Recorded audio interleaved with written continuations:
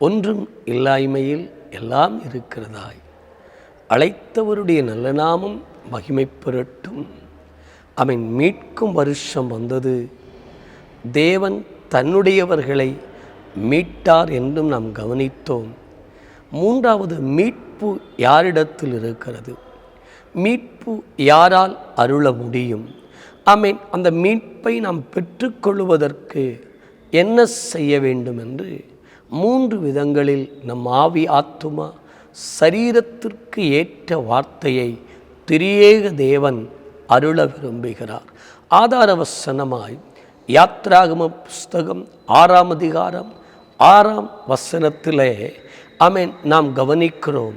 ஆதலால் இஸ்ரவேல் புத்திரரை நோக்கி, நானே கர்த்தர், உங்கள் மேல் எகிப்தியர் சுமத்தின சுமைகளை நீக்கி நான் உங்களை விடுவித்து ஆமென் உங்களை அவர்கள் அடிமைத்தனத்திற்கு நீங்களாக்கி ஓங்கிய கையினாலும் மகா தண்டனைகளினாலும் உங்களை மீட்டு.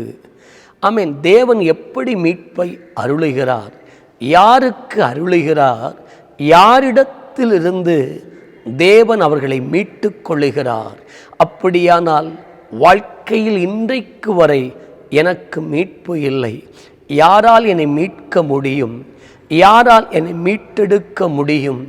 இவர்கள் வல்லமைகளிலிருந்தும் அதிகாரங்களிலிருந்தும் இவர்கள் தந்திரங்களிலிருந்தும் இவருடைய யோசனைகளிலிருந்தும் இவருடைய சதிகளிலிருந்தும் இவர்களுடைய திட்டமிடுதலிலிருந்தும் ஆமென் இவர்களுடைய கைகளிலிருந்தும் இவர்களுடைய சூனியங்களிலிருந்தும் மந்திரங்களிலிருந்தும் இவர்களுடைய ஆமென் ஸ்தோத்திரம் சதி நாச மோசங்களிலிருந்தும் யாரால் எனக்கு மீட்பை அருள முடியும் என்று எதிர்பார்த்து கொண்டிருக்கிற நம்மை பார்த்து ஆமென் அவர் சொல்லுகிற வார்த்தை, இஸ்ரவேல் புத்திரரை அவர் மீட்ட தேவனாகிய கர்த்தர்.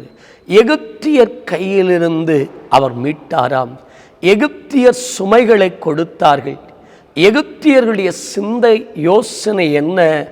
எப்பொழுதும் இஸ்ரவேல் ஜனம் நெருக்கப்படணும், அடிமையாக இருக்கணும், ஒடுக்கப்படணும். இவர்கள் தங்கள் கைகளிலிருந்து தேசத்திலிருந்து இவர்கள் வெளியே போகக்கூடாது. இன்றைக்கும் இப்படி ஒரு கூட்டம் இருக்கிறது.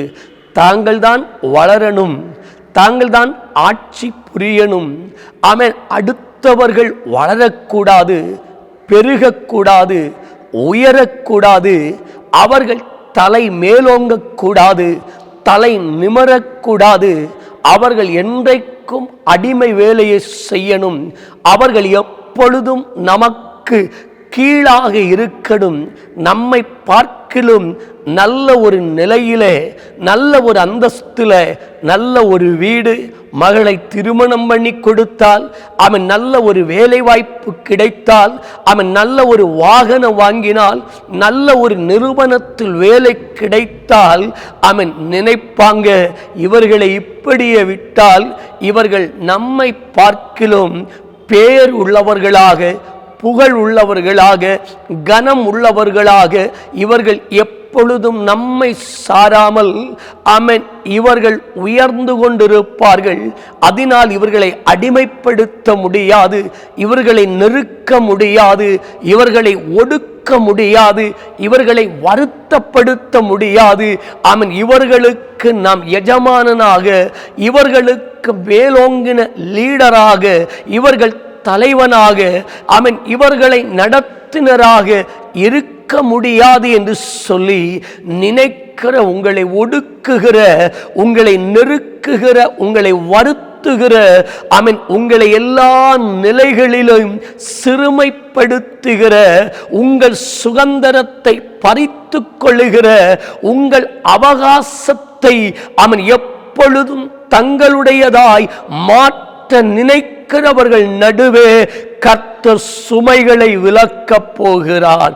அவர்கள் கைகளில் இருந்தும், அவர்கள் புத்தியிலிருந்தும், அறிவிலிருந்தும், ஆலோசனைகளிலிருந்தும், தந்திரங்களிலிருந்தும், ஆமென் திட்டமிடுதலிலிருந்தும், ஆமென் சதிகளிலிருந்தும் தேவன் விலக்கப் போகிறார், தேவன் நீக்கப் போகிறார். மாத்திரமல்ல, நாம் இவ்வனமாய் கவனிக்கிறோம். ஆமென். தேவனாகிய கர்த்தர் ஆமென் எவ்வனமாய் தம்முடைய ஜனத்தை மீட்க எகிப்தியர்கள் நடுவிலே ஓங்கின புயத்தையும் பலத்த கரத்தையும் ஆமென் தண்டனைகளினாலும் தேவன் அவர்களை மீட்டார். ஓ, தேங்க் யூ ஹோலி ஸ்பிரிட். அவர்களை தேவன் மீட்டார். ரீபா, தேங்க் யூ ஹோலி ஸ்பிரிட். ஆவியானவர் உங்களை மீட்க விரும்புகிறார். ஆவியானவர் உங்களை மீட்க அவர் எதிர்பார்க்கிறார். நீங்கள் மீட்பை விரும்புகிறீங்க, நீங்க ஆமென் எதிர்பார்த்து கொண்டிருக்கிறீங்க. உங்கள் எதிர்பார்ப்பை தேவன் நன்மையாய் முடிய பண்ண போகிறார். தேவன் ஆமென் ஸ்தோத்திரம், தேவனிடத்தில் இருக்கிற மீட்பை ஆமென் ஸ்தோத்திரம் நமக்கு அவர் அருளப் போகிறார். வாக்குத்தத்தம் உங்களுடையது. ஆமென். உங்களை மீட்பேன் என்று அவர் சொன்னார். ஆமென். உங்களை வெளிக்கு கொண்டு வருவேன் என்று சொன்னார். உங்களை வாக்குத்தத்தத்தை காண அல்ல, அனுபவிக்க செய்வேன் என்று சொன்னார். உங்களை நானே நடத்துவேன், நான் உங்கள் தேவனாய் இருப்பேன். ஆமென். உங்களை நான் ஒரு ஸ்தோத்திரம் மந்தையை மேய்க்கிறதை போல உங்களை மேய்ப்பேன். ஆமென். உங்களை கைவிட மாட்டேன், உங்களை விட்டு விலக மாட்டேன் என்று சொன்னவர் அவ்விதமாக அவர் செய்ய விரும்புகிறார்.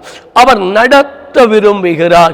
யோவான் 3:16 சொல்லுகிறது, தேவன் தம்முடைய ஒரே பேரான குமாரனை விசுவசிக்கிறவன் எவனோ அவன் கெட்டு போகாமல் நித்திய ஜீவனை அடையும்படிக்கு அவரை தந்தருளி இவ்வளவாய் உலகத்தில் அன்பு கூர்ந்தார்.